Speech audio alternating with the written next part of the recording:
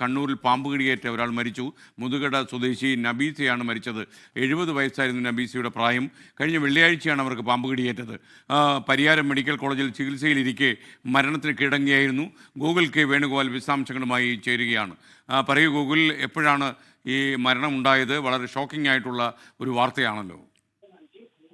കഴിഞ്ഞ വെള്ളിയാഴ്ച രാവിലെ 11 മണിക്കാണ് നബീസ വീട്ടിൽ കിടന്നുറങ്ങുന്ന സമയത്ത് വീട്ടിനകത്ത് വെച്ച് പാമ്പ് കടിയേറ്റത്.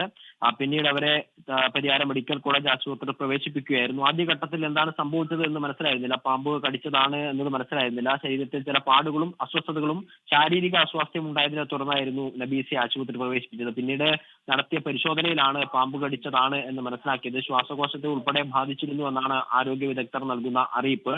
തുടർന്ന് ചികിത്സയിലിരിക്കെ ഇന്ന് രാവിലെ 6 മണിയോടെ മരണത്തിന് കീഴടങ്ങിയെന്നാണ് ലഭിക്കുന്ന വിവരം. മുതുകുട സ്വദേശിയാണ്. തളിപ്പറമ്പ പട്ടൂവം പഞ്ചായത്തിൽപ്പെടുന്ന സ്ഥലമാണ് ഈ മുതുകുട എന്ന് പറയുന്നത്.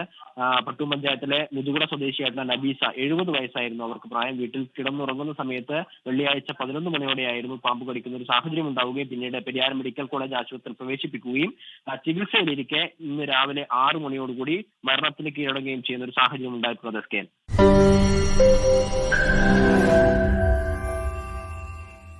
ലോകത്തെവിടെയായാലും ഏത് സമയത്തും 24 വാർത്തകളും ഓഗ്മെന്റഡ് റിയാലിറ്റി പാക്കേജുകളും എക്സ്പ്ലെയിനറുകളും വിശദമായി കാണാൻ ഞങ്ങളുടെ യൂട്യൂബ് ചാനൽ നിങ്ങൾക്ക് സബ്സ്ക്രൈബ് ചെയ്യാം.